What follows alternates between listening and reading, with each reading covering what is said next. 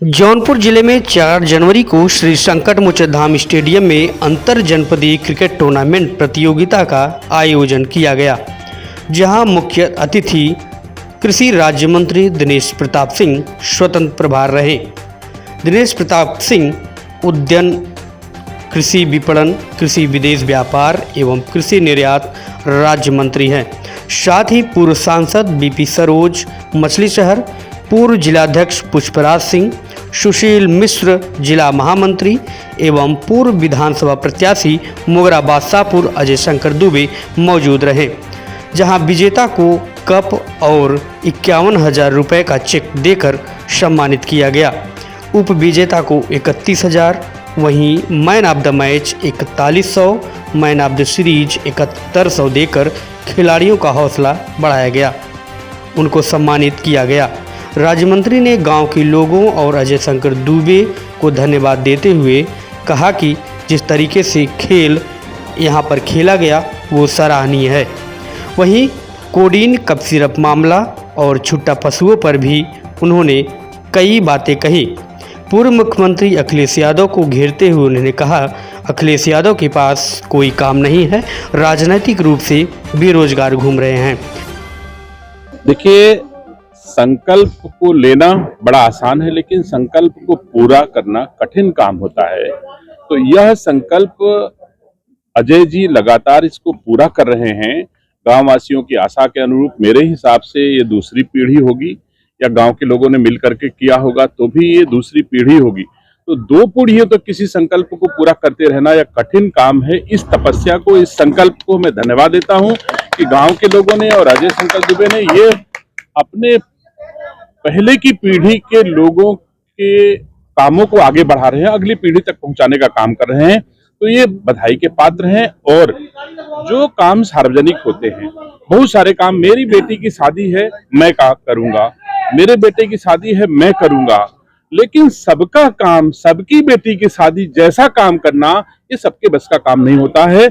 समाज में ऐसे कम लोग होते हैं जो सबके काम के लिए आते हैं। ऐसे ही हमारे देश के प्रधानमंत्री जी सबका साथ सबका विकास की अवधारणा के साथ एक अच्छे राष्ट्र के निर्माण में तेजी से अपनी भूमिका का निर्वहन कर रहे हैं। और हम सब छोटे कार्यकर्ता हैं उनके नीचे, हम सब अजय शंकर दुबे जैसे लोग, सब लोग मिल करके अपने अपने यहाँ एक श्रेष्ठ राष्ट्र के निर्माण में अपनी अपनी छोटी भूमिका का निर्वहन कर रहे हैं।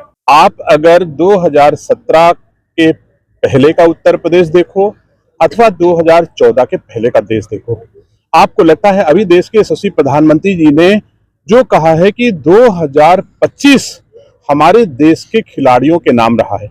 आप अंदाज लगाइए कि महिलाओं ने क्रिकेट टीम जीता, क्या बिना ठोस एफर्ट के अथवा ठोस सरकार की नीति के ये सफलता बच्चे हासिल कर सकते हैं। मैं उनके परिश्रम को भी नमन करता हूं एक भारतीय नागरिक होने के नाते, कि जो हमारे भारत के युवाओं ने भारत के सम्मान को दुनिया में बढ़ाया है, मैं उन्हें धन्यवाद देता हूं। लेकिन ये सही है कि हमारी सरकार की नीतियां युवाओं को बढ़ाने की है, युवा शक्ति को दुनिया में उनकी पहचान बढ़े, खेलों की प्रतिस्पर्धा में हमारा भारत जीत हासिल करे। क्या जितने मेडल्स भारत मोदी जी के नेतृत्व में हासिल कर पाया है, क्या बिना ठोस खेल की नीति के कारण हो सकता है क्या? तो यह सफलता सरकार की नीतियों की भी है, देश के यशस्वी प्रधानमंत्री जी की है, देश के प्रतिभावान खिलाड़ियों की भी है। अच्छा सर, एक चीज है, ग्रामांचल में बहुत ज्यादा देखा जा रहा है, हम भी कहीं निकलते हैं रोड पे, अगर सांड और गाय दिख जाती हैं तो लोग बोलते हैं योगी जी के सांड जा रहे हैं। इस पर सरकार क्या कदम उठा रही है? ये वही लोग कहते हैं जिनके पास कोई काम नहीं बचा है। अगर भारत के नागरिकों ने सेवा करने का अवसर मोदी जी को दिया है तो वो ईमानदारी से भारत के लोगों की सेवा कर रहे हैं। अगर योगी जी को उत्तर प्रदेश के लोगों ने सेवा का अवसर दिया तो वो ईमानदारी से सेवा कर रहे हैं। अब अखिलेश यादव जी के पास कोई काम नहीं और राजनीतिक बेरोजगार के रूप में घूम रहे हैं, तो उनको ये सब चीजें दिखाई देती है।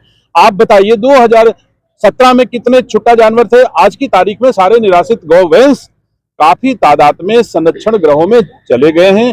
काफी बजट अलॉटमेंट हुआ है कि गायों को सुरक्षा दी जाए, उनको चारा भूसा का इंतजाम किया गया, गौ संरक्षण केंद्रों की स्थापना की गई है। क्या जितने 2017 में हमारे गौ संरक्षण केंद्र थे, क्या उतने आज भी हैं कि उनका 50 गुना ज्यादा गौ संरक्षण केंद्रों की स्थापना गांव-गांव में हो चुकी है? तो सरकार का प्रयास है कि एक भी छुट्टा जानवर किसी राज्य के किसान की किसी भी खेत को नुकसान न पहुंचा पाए, लेकिन हम गौवंश को भी कोई हानि नहीं होने देंगे, इसमें भी कोई दरार नहीं। सर, अखिलेश यादव एक बैनर लगा हुआ है, जल्दी करो। बैनर लगा हुआ है जिसमें वो लिखते हैं कि 27 का सत्ताधीश हम ही रहेंगे। इसके बारे में आप क्या कहना है? ये इन्होंने इसके पहले ये भी कहा था अवध भी जीता है और मगध भी जीतेंगे। बिहार से बैक टू पवेलियन सैफई पहुंच लखनऊ लौट आए हैं, अब लखनऊ से सैफई पहुंचना बस बाकी है, 2027 से पहुंच जाएंगे। धन्यवाद। देखा जाए तो उत्तर प्रदेश में जिस तरह से जो है उत्तर प्रदेश के पूर्व मुख्यमंत्री लगातार जो है जौनपुर को ही कटघरे में खड़ा कर रहे हैं कि कोडीन भैया और कोडीन की तमाम चीजों को लेकर लगातार जो है मैंने ये बात अपनी पहले कह दिया है, मैंने ये बात पहले ही कह दिया है कि श्री अखिलेश यादव जी को इस तरह की बातों में अपना समय जाया नहीं करना चाहिए था, लेकिन यह अयोग्यता का परिचायक है कि एक पूर्व मुख्यमंत्री इस तरह की चर्चा करता है। धन्यवाद।